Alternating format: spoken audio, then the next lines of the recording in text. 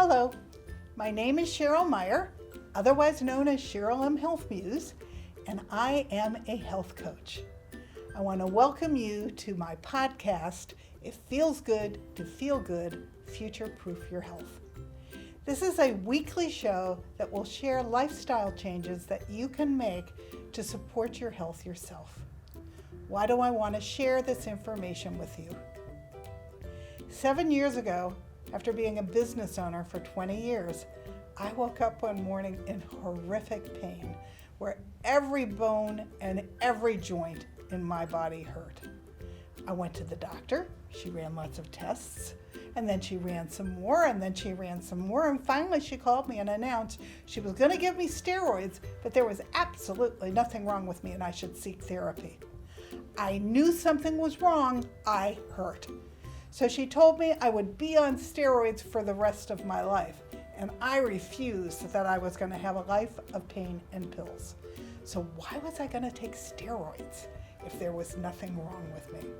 So I dug in and started researching, and I turned my business over to my staff. I found a functional doctor who confirmed that I had autoimmune disease. By making a series of significant lifestyle changes that I could do for myself, 5 years later, I had returned to relative health. The best part is that I am now 70, and I feel better now than I did when I was 50. I no longer hurt, which is huge. I will always have autoimmune disease, but losing the pain has been amazing. I went back to school at 67 and became a health coach because I want to share everything that I learned with others. And I wrote a book called It Feels Good to Feel Good, Learn to Eliminate Toxins, Reduce Inflammation, and Feel Great Again, as the manual I wished that I had had when I got sick, and my book has won 13 awards. So whether you want to future-proof your health and grow old with dignity and grace without dementia and chronic pain and disease, which you don't need to get, or whether or not you already have a chronic condition like autoimmune disease or cancer or heart disease, and you want to learn about what things you can do to improve your long-term health, or whether you want to improve the health of your families and raise healthy children, because 53% of our children have a chronic condition, I look forward to sharing all this information with you. I will tell you, it truly does feel good to feel good, so let's get started.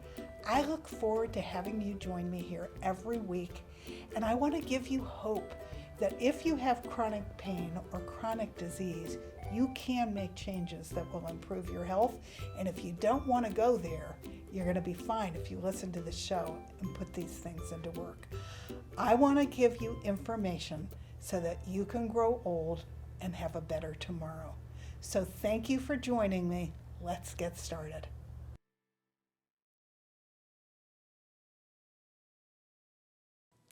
Hello.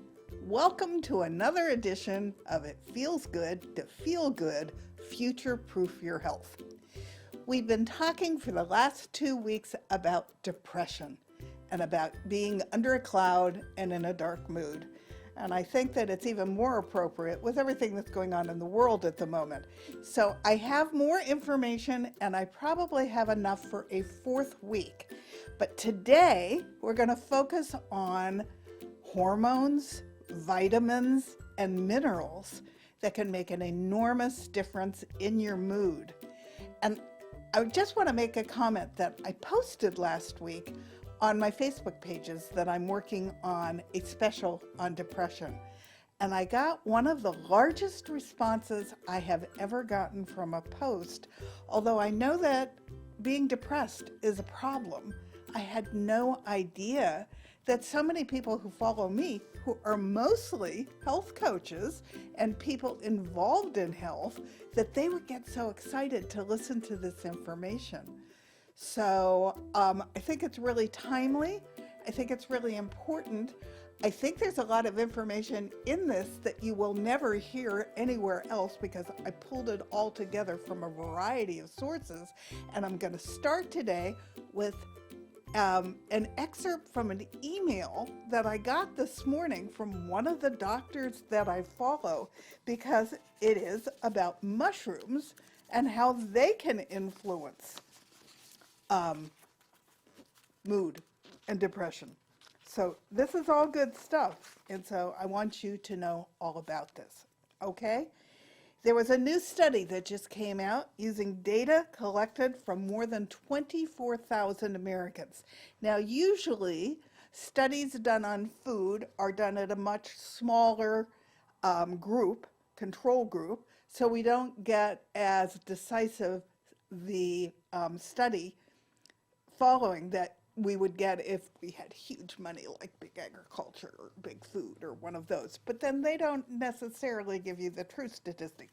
They cut it off whenever the statistics aren't going their way. So this was done by Penn State, and it found that eating mushrooms every day dramatically lowers your risk of developing depression.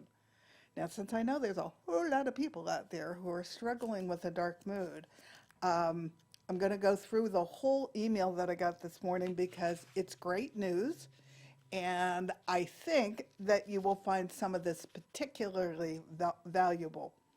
You see, stress and the uncertainty of the last couple of years has dramatically increased the number of people who are suffering from the emotional impacts caused by COVID. And the bad news was that I read yesterday that Omicron seems to be going down, but there's another one coming out of Hong Kong that's already in LA and much bigger in New York. So we're about to go through yet another phase of COVID-19. So I know they've lifted all the restrictions. I'm immune compromised, so I plan to still wear my mask and I plan to still stay somewhat isolated from other people. But I'm not depressed because I have a really great domestic situation and a wonderful partner.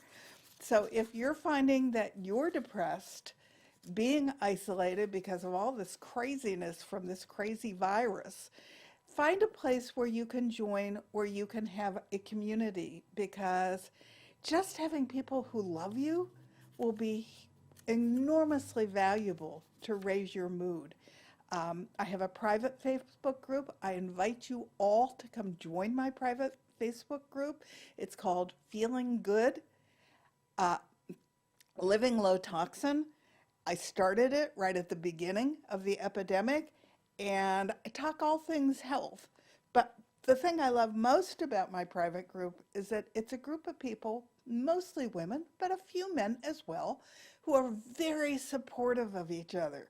So if you're feeling isolated and that's what's causing your dark mood, for God's sakes, ask to join my private group because we will welcome you with open arms. Okay, let's get back to mushrooms. The number of Americans who say they are depressed has tripled since the beginning of the pandemic. As a result, traditional doctors are prescribing medications like Prozac and Zoloft in record numbers. But these pills often don't work. And you'll remember that I talked about antidepressants in the last podcast because they seem to work really well in the beginning until they start to decline in terms of their impact on your mood. And then you start getting more and more of the medication to keep up with how dark your mood is.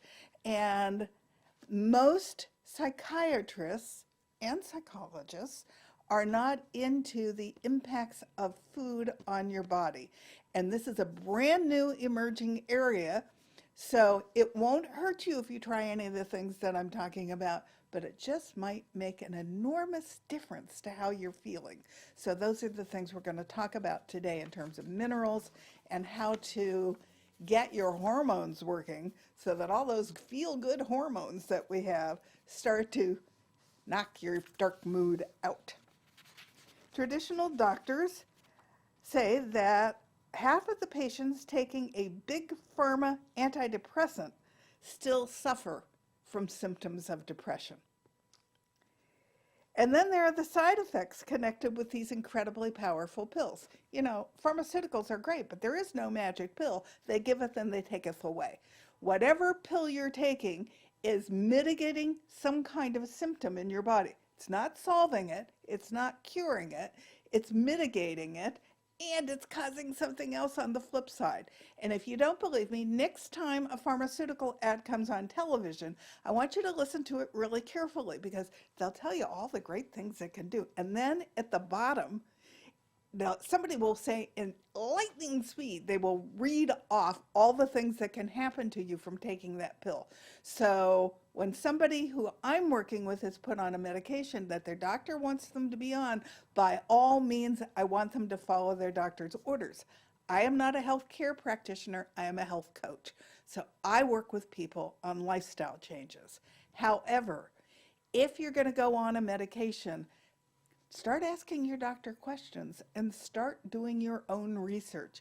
You should know what that pill might do to you on the opposite side of the coin, and you need to know if you follow the lifestyle changes that I'm recommending, then how do you get off the pill? Will he work with you to get you back off that medication? Because that's the doctor that you want to be with. I don't prescribe antidepressants. That's not my field of expertise. But I do use natural options to help my patients, and that's what we're going to be talking about. So now I'm going to add mushrooms to my list of tricks in my bag that just make all the difference to what's going on in your body. Mushrooms, here we go with another word I'm not going to be able to pronounce, so you can laugh at me, but I'm going to give it to you anyway. Mushrooms are a great source of ergothioneine.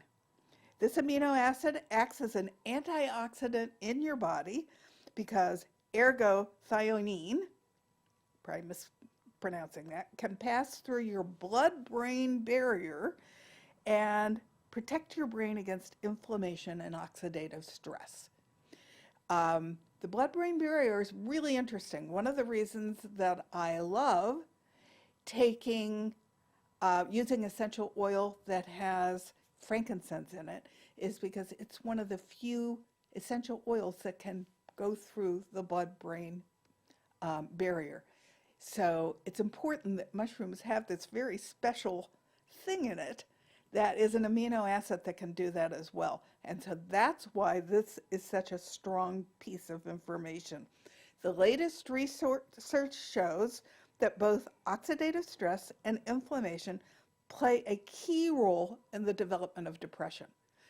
And you know, if you've been listening to my podcast, it also plays, inflammation, it plays a key role in all of our major chronic illnesses, including some that affect the brain, including Alzheimer's, including Parkinson's, and obviously now including depression and dark moods.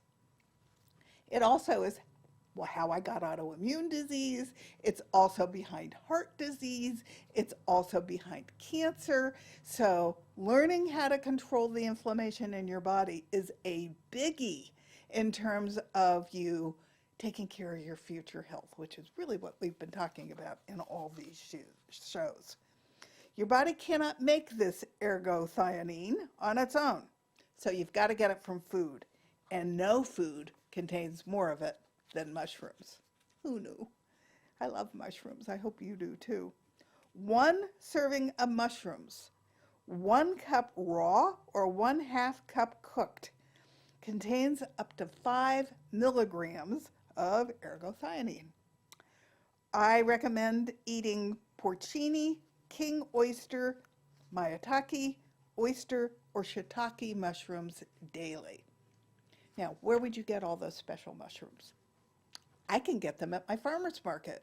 And I have talked to you many times about why it's important to get things from the farmer's market, because you're going to be able to find varieties and diversity that you're never going to get from big ag or from what's in your big grocer. Okay? So we have somebody at our farmer's market, both here in Pasadena, California, and in Sedona, that sells all the different kinds of mushrooms.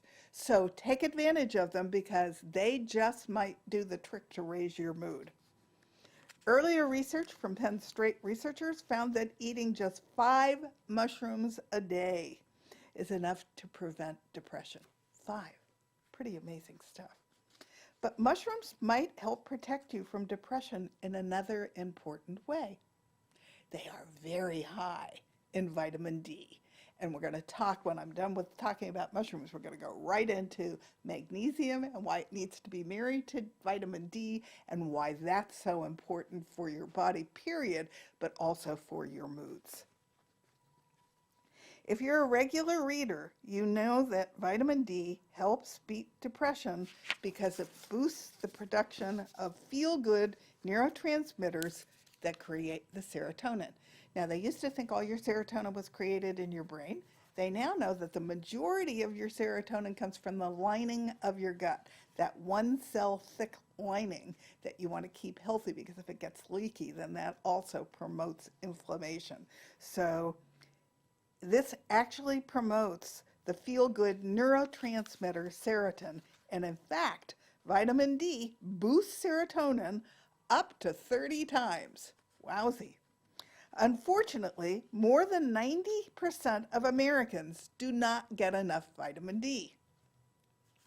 Fresh wild mushrooms like chantel or morels have the highest vitamin D content, but you can easily boost the amount of vitamin D in your mushrooms by taking them outside every day and drying them in the sun. It's easy to make sun-dried mushrooms at home. To dry and store them, you gather these fresh organic mushrooms from the local produce stand or from your local farmer's market. You remove all the dirt or manure, which is what mushrooms often grow in, with a dry cloth. You spread your mushrooms in the sun on a piece of parchment paper, and I use unbleached parchment paper because I don't want the chemical of bleach in my body. And then you put them out during the sunniest time of the day.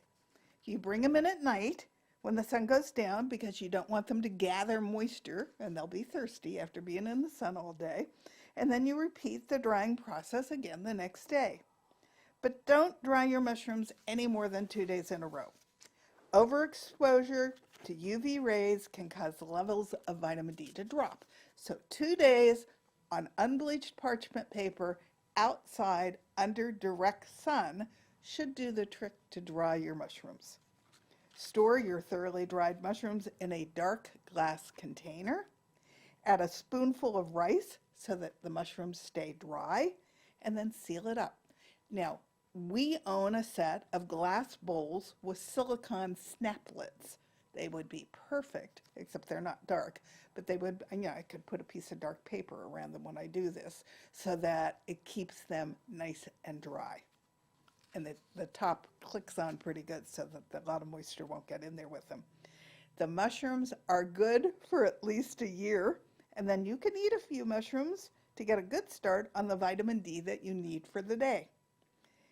To get the 5,000 IU a day of vitamin D, you need to eat 10 grams, about an eighth of a cup of sun-dried mushrooms daily. And this information is from one of the functional doctors that I follow, named Al Sears, and he is always loaded with great information. So, let's now talk about magnesium, and then we'll go back to vitamin D. Magnesium is the L-threonate form of magnesium is the one that you want. Now, we've talked about the fact that magnesium attaches itself to salts.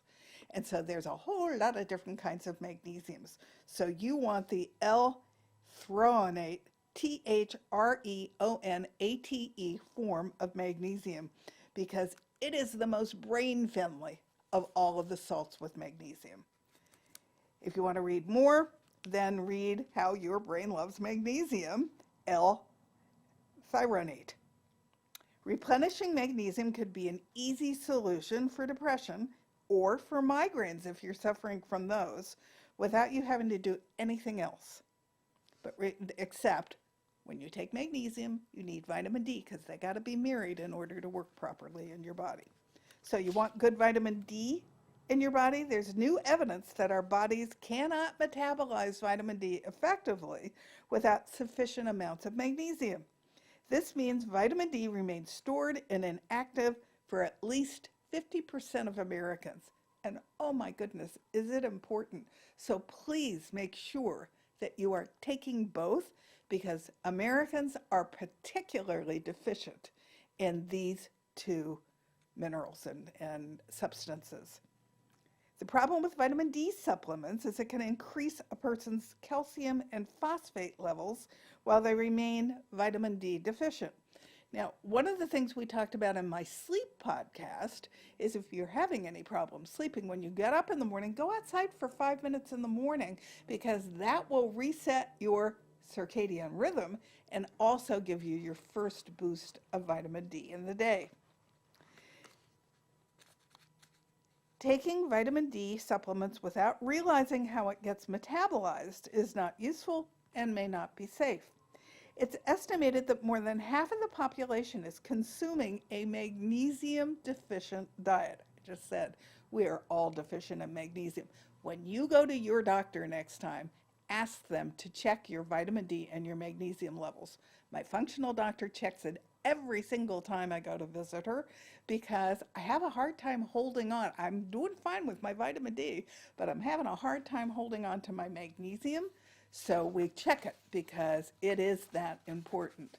And I take 2 in the morning, I take 2 at night, and then I take an Epsom salt bath. And with all of that, I am just holding in range for my magnesium levels. So don't think you're taking too much.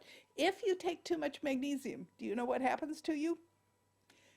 You get a little soft when you go, but you can back off very quickly and control that. If you don't take enough magnesium, you get just the opposite. You get like a brick. So understand that magnesium is also really good for that. And then you have your vitamin D so that the two of them do their work together. Magnesium is the 4th most abundant mineral in the human body after calcium, potassium, and sodium. Foods high in magnesium include almonds, bananas, beans, broccoli, brown rice, cashews, egg yolk, fish oil, flaxseed, green vegetables, milk, mushrooms. Now, if it's milk, it should be raw milk and it should be organic. Mushrooms, other nuts, oatmeal, pumpkin seeds, sesame seeds, soybeans, should be organic. 93% of it has Bt toxin in it because it's GMO. Sunflower seeds, sweet corn, tofu, again, only organic because you don't need poison with every bite of food, and whole grains.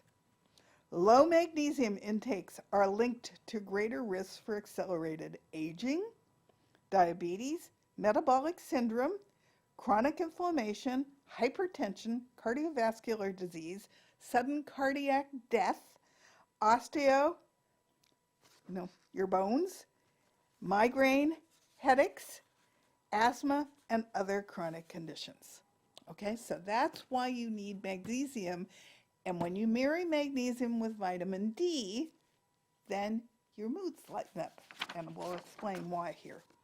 Best form of vitamin D to take is D3 because it does come from animal sources.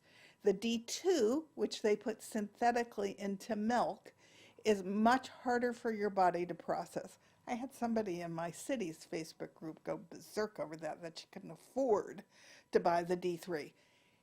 Find a place for this stuff to get it fit into your budget, even if it means you don't get to stop for coffee a couple mornings a week, so that you have the money to buy the good stuff, because food quality matters, supplement quality matters, and mineral quality matters. And don't ever forget it. And frankly, you're worth it. Low vitamin D is directly associated with depression and impaired cognition. I don't know about you, but I like to have my moods up, and I want to keep my brain, I'm 73, I want to keep my brain for the rest of my life, as it's been a pretty good journey so far, and I don't want to lose my brain for the last years that I've got. For many, the most challenging part of the winter is not the cold. I'm in Los Angeles, so it's definitely not the cold, but it's the darkness.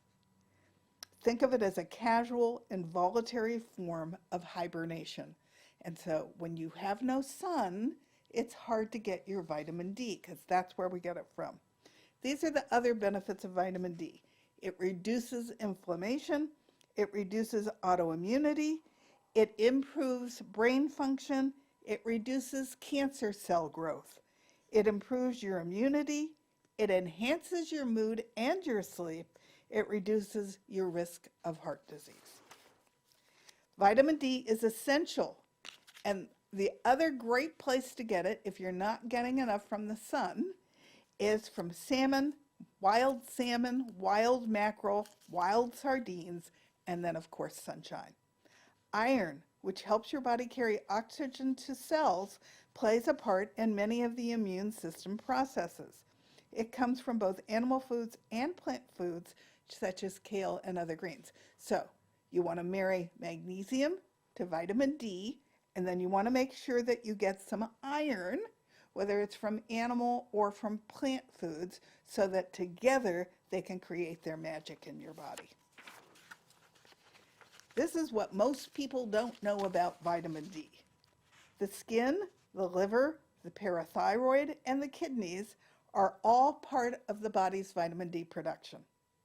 If there's an impairment in any of these organs, your vitamin D levels are immediately impacted.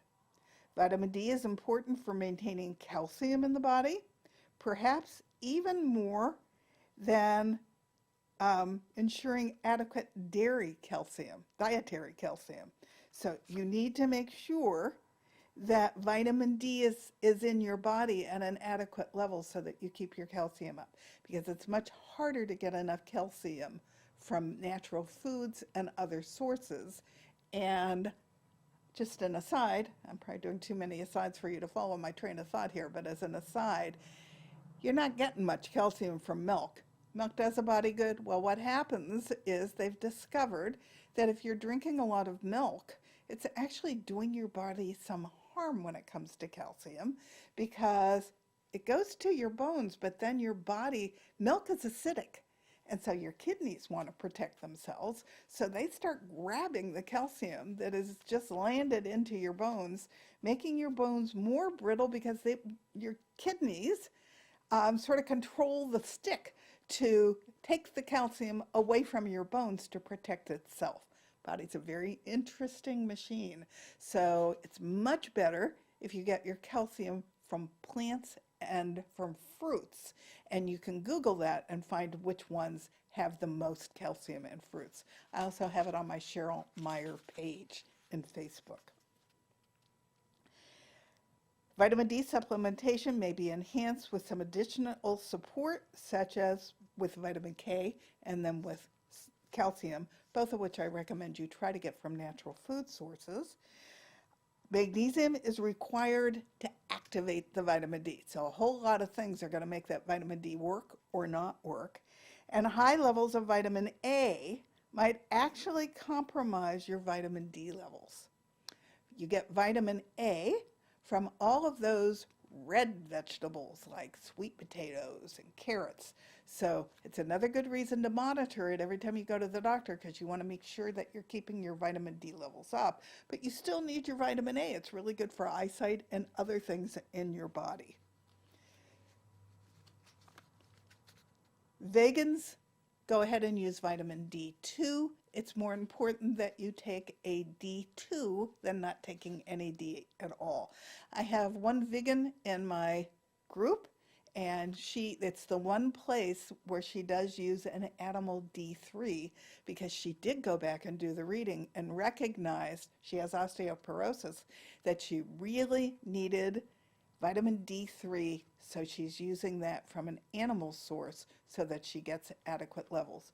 Those are decisions that each of us has to make for ourselves, but then you also have to pay attention to how does your body feel when you start taking care of these things. D3 reduces the link to cancer, the risk of cancer. It's very heart healthy. It lowers high blood pressure. It promotes happiness and lowers depression, and that's what we're talking about today. It allows for calcium to be absorbed in the bones. So instead of just going there and sitting there, if you're getting it from a plant source, it opens up all the doors when it knocks on your bones and says, come on in. It maintains fast twitch muscles so that they can aid in the prevention of falls. I found that interesting. Since I was a kid, I have fallen more than anybody I've ever known, to the point that my first husband used to tease me that I seemed to be proud of the fact that I was so off balance. Well, maybe it was because I didn't have adequate D3. Now we find out when I'm 73. It supports weight loss. It helps lower and control blood sugar levels. It boosts your immune system and helps prevent colds and flus and COVID-19. It fights disease. Vitamin D3 improves your memory. High levels of D3 ensure a healthy pregnancy, and it improves your cholesterol. All good reasons to make sure you and your doctor monitor your magnesium and D levels and check your iron in there as well.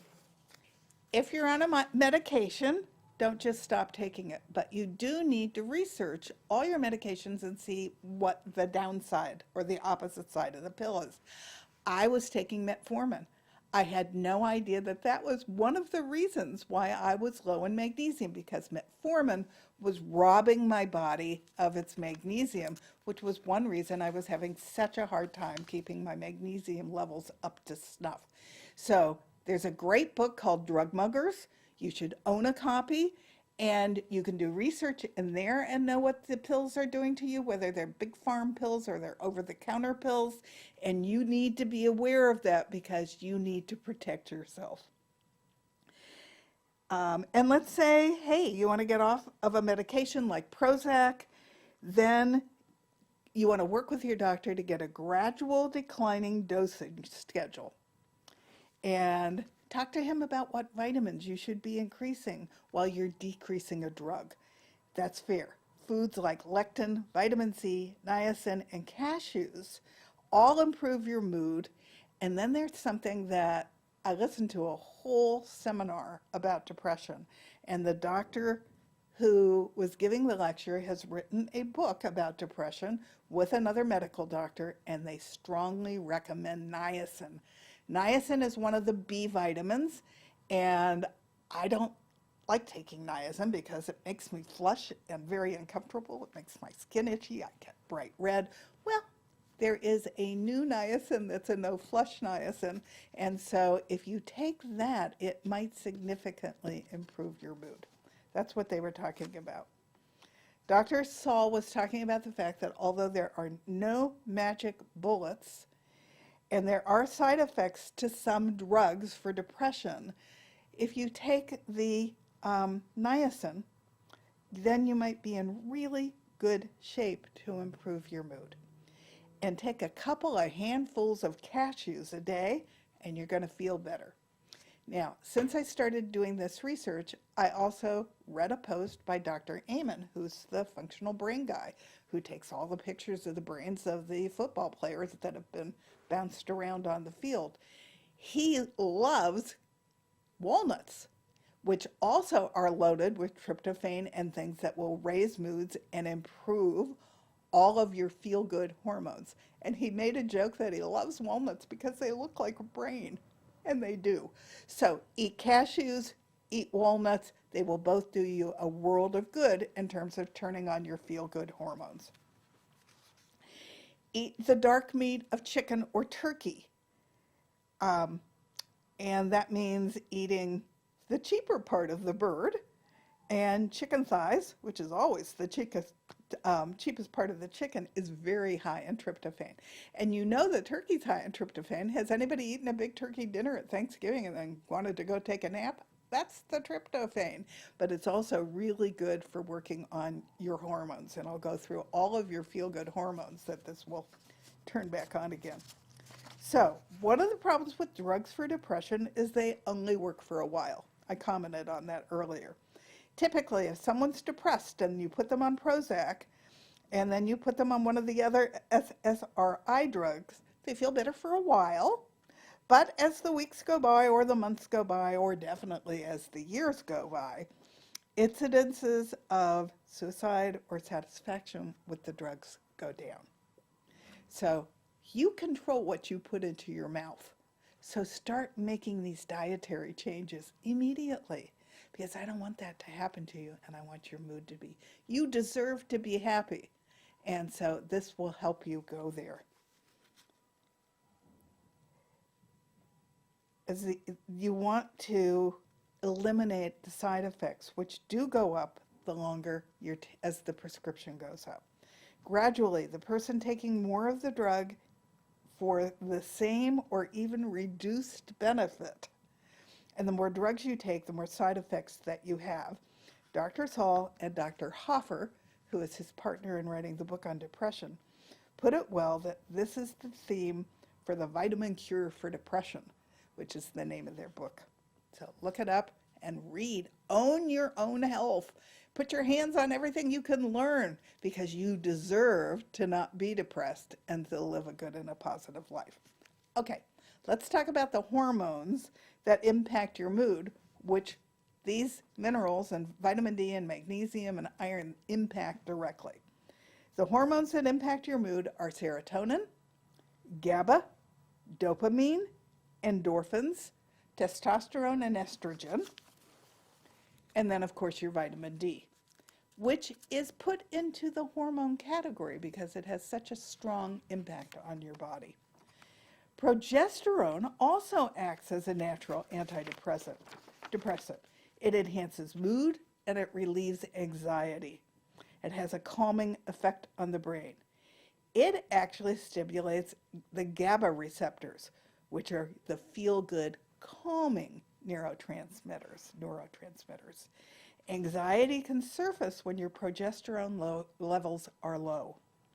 There are foods that help with the production of progesterone. Vitamin C, which is in many of the foods that we should be eating, will raise progesterone in women. So where do you get your vitamin C? One of the best places to get your vitamin C is from citrus fruit. So eat oranges. Put lemon in your water in the morning. Keep doing things that increase the amount of vitamin C in your body, because that will do a body good. Many foods, selenium has been shown to boost production of progesterone. And many foods provide this, including eggs, chicken, oats, mushrooms, beef, cheese, tuna, whole wheat, seafood, poultry, eggs, and other plant sources such as sunflower seeds. As an elevated amount of selenium, and having too many Brazil nuts could cause a problem. So eat one Brazil nut every day. You don't need a handful of Brazil nuts, or eat a handful of cashew nuts, or eat a handful of walnuts, or eat different things on different days. But make sure that you keep your selenium up, because those nuts could make all the difference in the world. You don't want Brazil nuts to raise your serotonin to an unsafe level. So one nut, that's all you need. That's what I did when my selenium got low. It was amazing how quickly it worked. The spices turmeric, thyme, and oregano also supply us with progesterone. In other words, a whole food diet is the way to ensure that you keep your level up. So everything I've talked about over the course of the last year and all the podcasts that I've done is that whole foods from a farm close to you as possible and all the colors of the rainbow is the key to whatever's ailing you. So to keep your moods up, you want to eat a whole food diet and you want to eat all the colors. If you have cancer, you want to eat a whole food diet and you want to eat all the colors. If you have heart disease, you want to eat a whole food diet and you want to eat all the colors.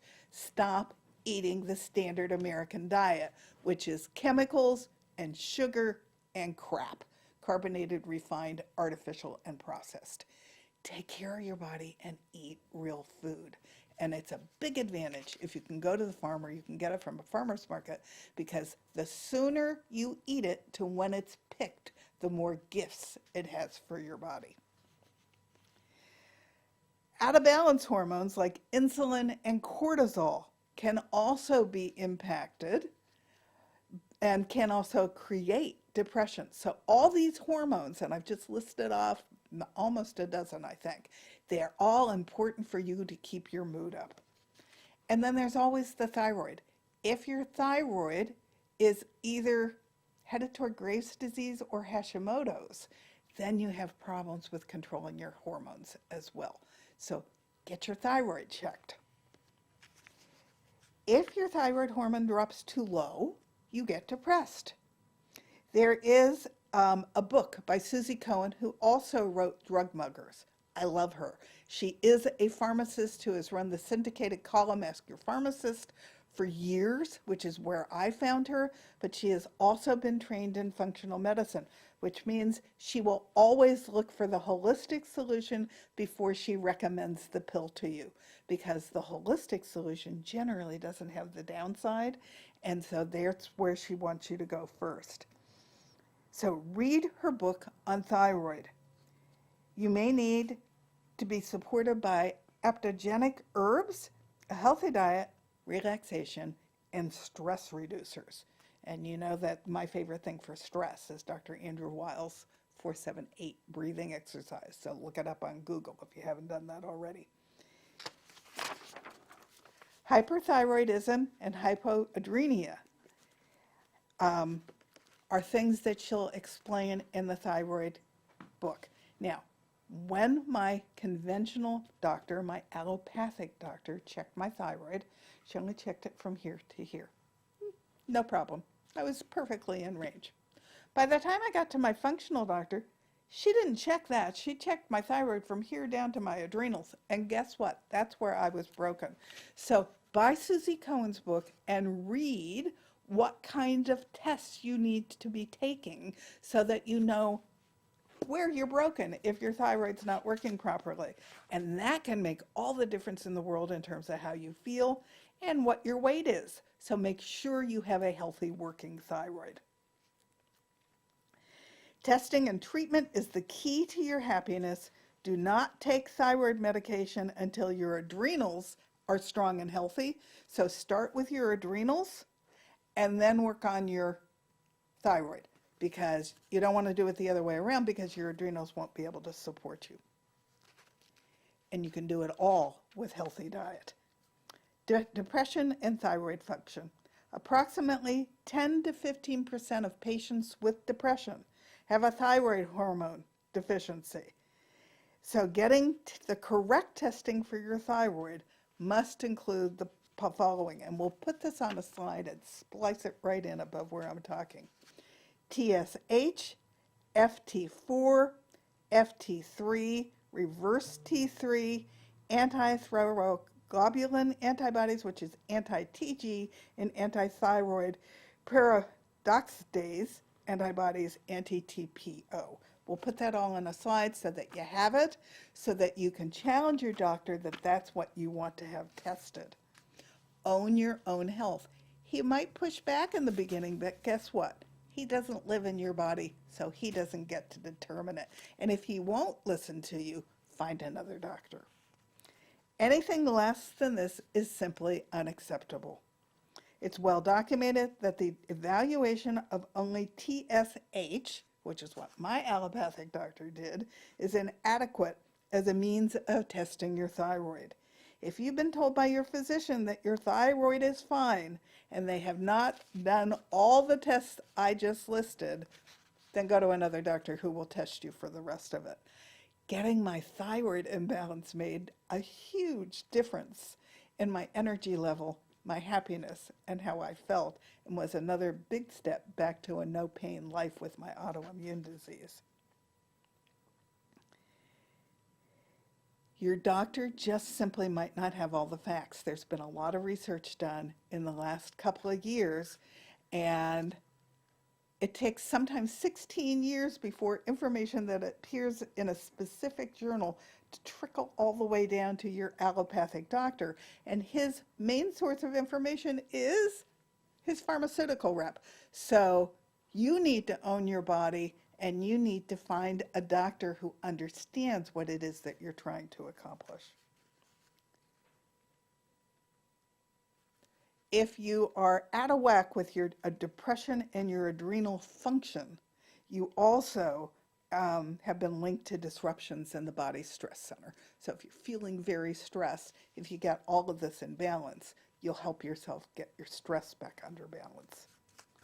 One hormone of special interest for the topic of depression is adrenocorticotropium. It's responsible for causing the adrenal glands to produce the well-known stress hormones called cortisol and DHEA. Now, what I've learned by going to a functional doctor, because my cortisol was almost to Addison's disease, was DHEA actually fills back the cortisol in your body. So if you're starting to get low in cortisol, DHEA is what fills that cup back up. So they're both important because you start to utilize them all when you're under a lot of stress. So do the breathing exercises and make sure that you keep your stress under control. And believe it or not, stress is one of the number one things that causes inflammation, and we know that inflammation causes depression and all of our other chronic illnesses. Now, with some basic physiology under your belt, here's what happens to a person suffering with depression. First, when a person experiences some powerful depressing thought, the hypothalamus is sent a signal to wake the pituitary up, telling it to produce some hormones. The hypothalamus is basically a collecting center for information. It then starts stealing vitamins. The pill is one of them, which are synthetic hormones for birth control or menopause. They reduce your body's levels of B vitamins and minerals to the point where you cannot manufacture your own happy brain chemicals or hormones. A reduction in key neurotransmitters such as norepinephrine, dopamine, and serotonin causes depression. It could be on and off, as you described. So if some days you feel really blue and other days you don't, this could be part of the problem. Statins and binders. We know these drugs reduce CoQ10. But do you realize they also crash your ability to activate your vitamin D? Here we are with your vitamin D again. That's what causes seasonal affective disorder, which is also known as SAD. Now, that's not the standard American diet. That's standard seasonal depression. It's also related to low D levels, so that you might need D if you take a cholesterol reducer. Medications. Drugs mug life-sustaining nutrients. Ibuprofen steals your folic acid. Diabetic drugs steal your B12. They also steal your magnesium if it's metformin, which is the number one diabetes drug in America for diabetes type 2.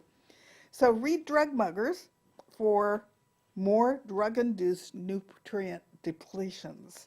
If you take medications periodically, then you can't make your neurotransmitters. And then you have to deal with that on and off situation that you're talking about. Infections. Last on my list, but huge news. Certain infections that we carry in our body can affect the brain. You can have bipolar or depression or insomnia or anxiety because of Bartonella Lyme, they're two different things, syphilis, HIV, fungal infections, or their mycotoxins, herpes, or many others. Clearing the infection will improve the mood better than any prescribed antidepressant.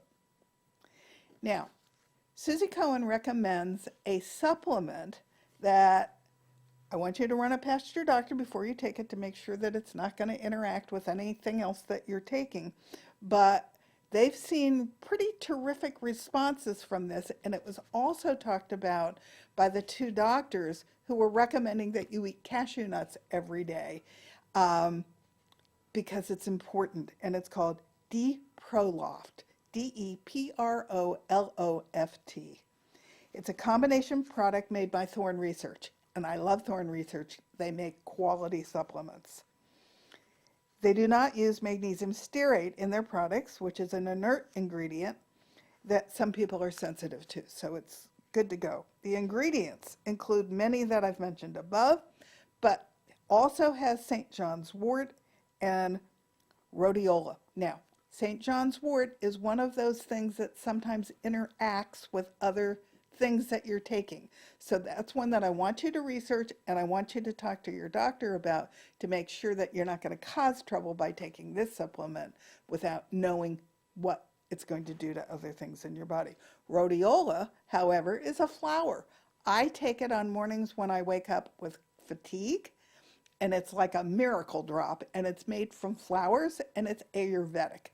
And I cannot recommend it enough. I buy it from Herb Farm, and that's Farm on Amazon.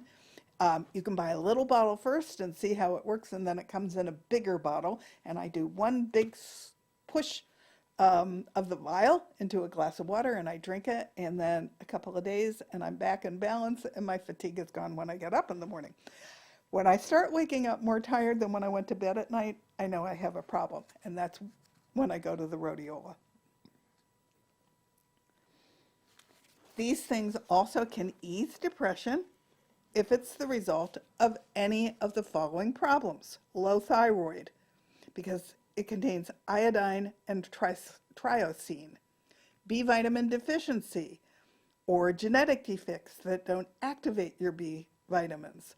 All the B vitamins are active, as in 5-MTHF and P5P rather than B6. Now, I take 5-MTHF because I have an anomaly in my DNA so that I don't detox well. What goes in my body stays in my body. So this supplement has my 5-MTHF in it so that my body can function better. It can get the poisons out of my body, and it can maintain my moods and my hormones. Adrenal fatigue. It has adaptogenic herbs such as eleuthero and then rhodelia. It is good for low dopamine, for serotonin, or for GABA, and it offers the precursors to these hormones so that you can make it intracellularly. So that's a great thing for you to try. What's in Diprolaf? Vitamin C, vitamin B6, folate, B12, iodine, rhodiola, St. John's wort, there's the flag, eleuthero extract, L-tricine, 5-hydroxytryptophan, gamma amino acid, which is GABA, that's one of your feel-good calming hormones, and panthothine hormones. Do you know that 95% of your serotonin is actually made in your gastrointestinal tract and not in your brain? For years, they said serotonin was made in the brain. And I know I said it a little while ago, so I'm going to re-emphasize it, that having a healthy gut helps your whole body operate better. So it's really important that you take really good care of your gut. I'll do a podcast down the line a little ways here where we talk about gut health. Noradrenaline is also known as norepinephrine, is involved in your fight or flight response. Dopamine is part of your inboard reward system, which allows you to feel passion and pleasure. And by the way, if you're eating a lot of sugar, it's immediately damping down your dopamine. So that's another really good reason to ditch the standard American diet and stop eating all the crap that's in processed food and eat whole foods. These three neurotransmitters are made in the body every second, and they depend on adequate levels of B vitamins, which you can get from eating right and keeping your gut healthy. Thiamine, or B1, contributes to a decrease in serotonin, which can lead to depression and anxiety, as well as weight gain. And drug muggers, if you are not getting enough B1, include antivirals, oral contraceptives, hormone replacements, raw oysters, antacids, and antibiotics. They all steal your B1 and then start to cause problems. Niacin, or B3, there's your niacin. Then I want you to try the non-flush type. Tryptophan is metabolized in your brain into 5-HTP, which goes on to form serotonin and dopamine. And you need niacin for this biochemical reaction to occur. Acid blockers, antacids, loop diuretics are drug muggers. So just so you know, serotonin is broken down at night to form your melatonin, which then makes you sleepy. So you need niacin to sleep. It also will help you control your cholesterol. The no flush version doesn't do as much for cholesterol as it will do for your mood. So there are advantages. If you can afford to take, if you can handle the flushing version of niacin, then that would be the recommended type. Pantothenic acid is a B vitamin for healthy adrenal glands and is often low in people with hypoglycemia. Wish I'd known that. In my 20s, I had horrible hypoglycemia. And now, in my 60s, when I got diabetes, I was told that people who have hypoglycemia in their 20s almost always get type 2 diabetes. I wish I'd known that, because then I would have taken this B vitamin and maybe solved it without getting the diabetes at the end of my life. B6 is primarily found in beans, legumes, meat, eggs, fish, and bread. But you can't eat enough to make adequate levels of serotonin and dopamine. So by improving the production and function of serotonin and dopamine, you can reduce the severity of seizures, neuropathic pain, and Parkinson's disease, all of which are influenced by inflammation.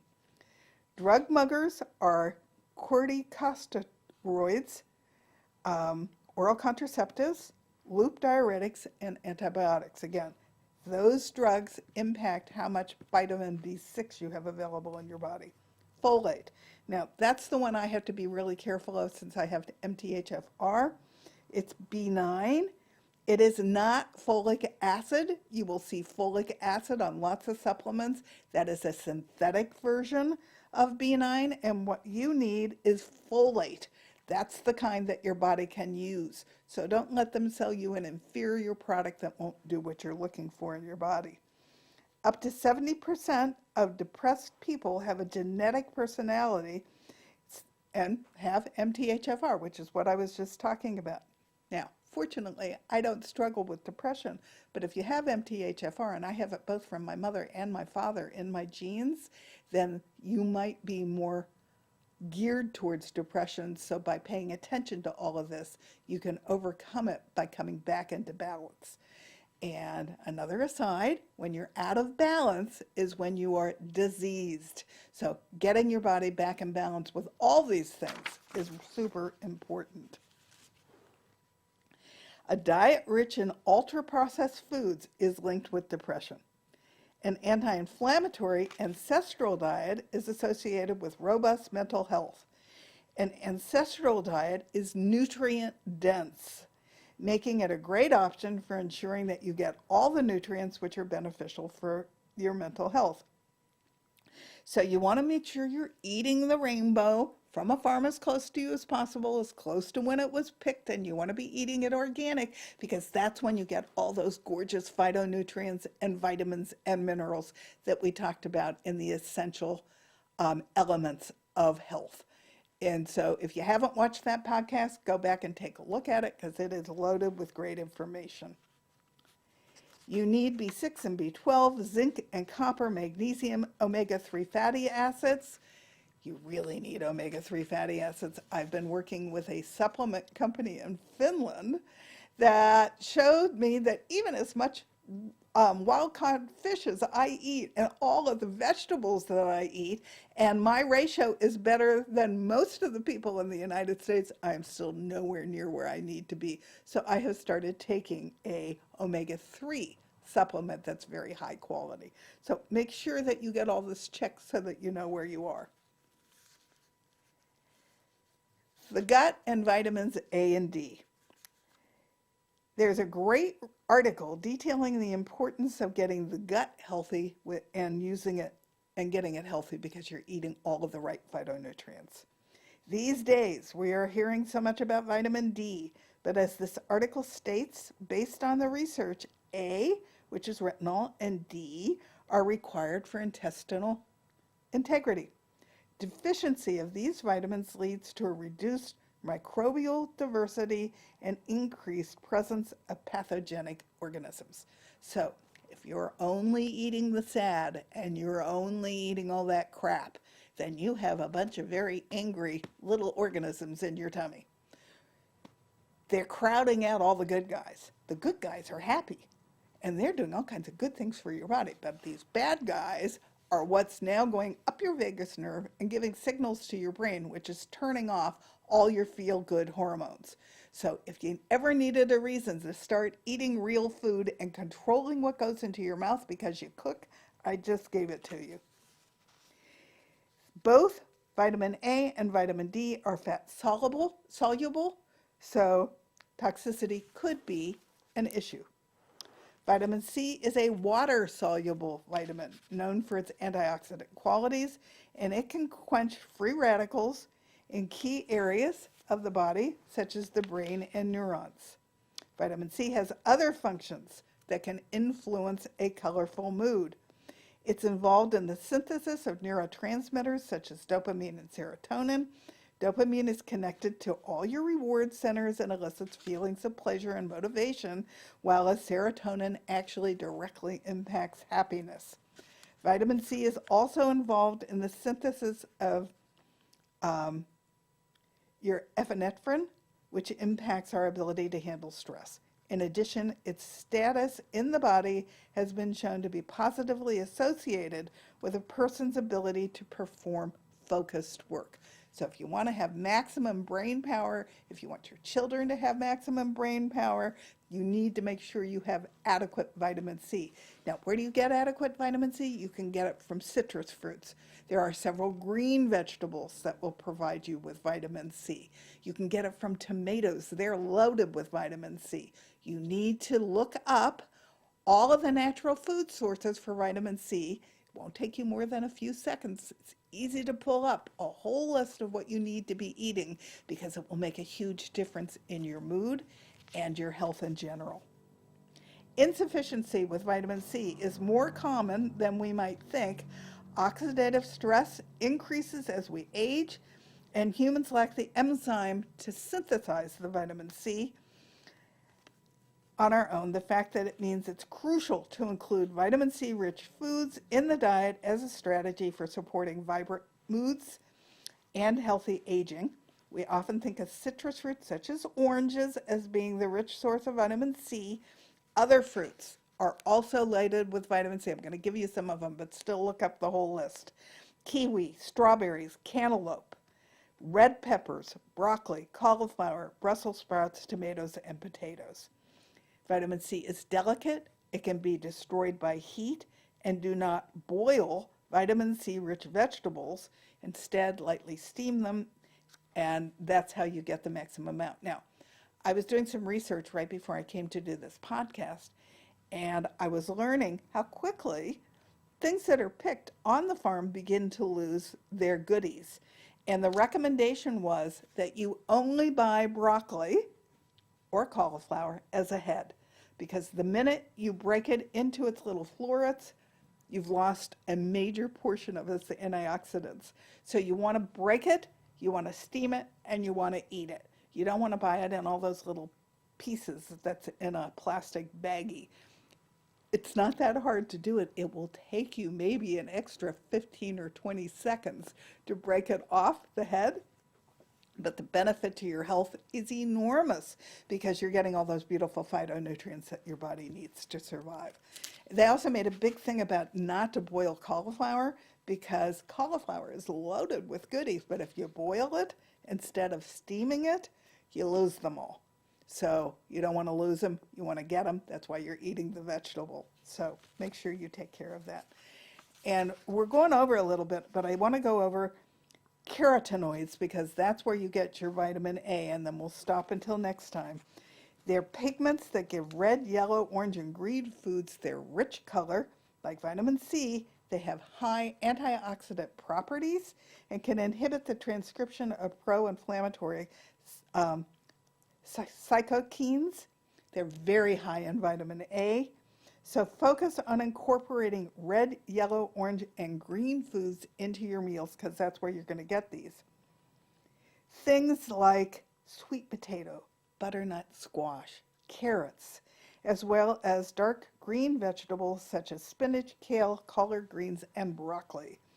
Lutein is also found in spinach and kale, as well as other green vegetables like parsley, lettuce, Brussels sprouts, and asparagus. Now, I also learned asparagus starts losing most of its phytonutrients within the first 24 hours of being picked. So buy it at the farmer's market, walk in the door, steam it, and eat it that night for dinner, and that's how you get all the incredible benefits of that vegetable. And she recommended that you buy the purple variety, by the way, if you can find it. You're not going to find it at the grocery store. You're going to need to go to the farmer's market for that. Carotenoids are fat soluble, so you need to eat them along with a healthy fat. Omega-3 fats are healthy fats. What are omega-3 fats? Olive oil, ghee, avocado oil, grapeseed oil, coconut oil, and nut oils. Those all are good oils for you to eat your vitamin A vegetables with. It could be as simple as cooking your Brussels sprouts with a little bit of avocado oil or using a little bit of olive oil dressing on your spinach salad, and voila, it's released and your body can use it. Okay, I think that's a really good place to start. We're going to go into B vitamins starting next week, and we'll continue on why all these vitamins are so important for your hormones to work properly so that you can raise your mood and live a happy life. Some of being happy comes from making the decision that you want to be happy, but I don't want to damper the fact that you have a real health issue with your depression.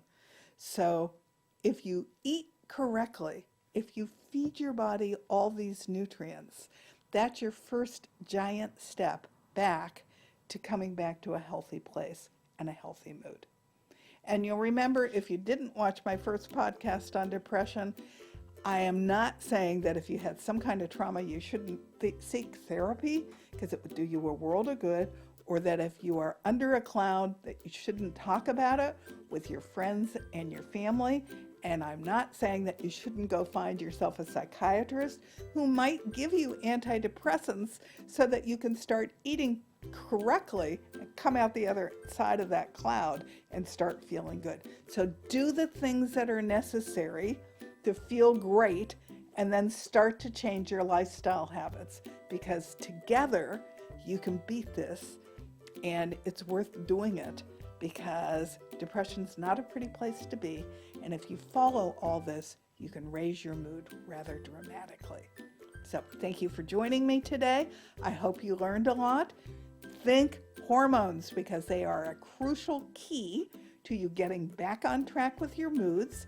And we'll start next week with the B vitamins and what they do to our body. Okay? Thank you. I look forward to seeing you again sometime soon.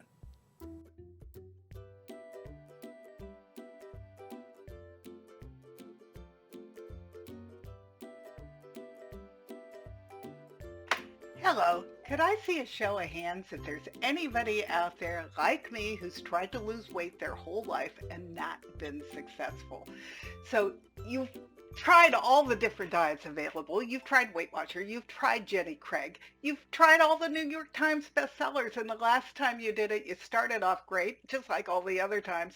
And you started losing weight, and then all of a sudden you fell off the horse. And before you know it, you're eating fast food and processed food again with all that sugar, and you don't even know why.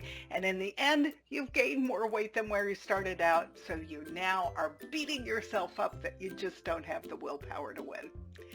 If that's you, I want to address the elephant in the room, because 9 years ago, I got autoimmune disease and started researching because I didn't want the pain that came with the autoimmune disease, and the added benefit was I lost the weight along the way.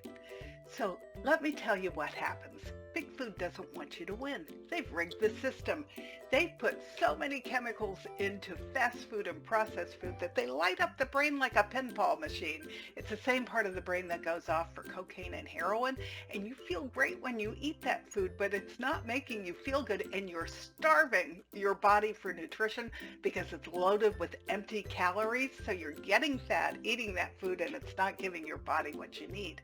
And it's turning off all your own feel-good hormones of serotonin and dopamine and even your insulin, which keeps your moods even, But worse than that, there's two little hormones here at the back of your neck called ghrelin and leptin, and they don't work, and they regulate your appetite because all those chemicals have subdued them, so you don't even know when you're full. So what did I learn to do instead? I'm eating the GLAD diet, loaded with all the phytonutrients that my body needs to be healthy and to thrive and to boost my immune system and to ditch the pain. And along the way of eating all this live food, I lost 60 pounds without dieting.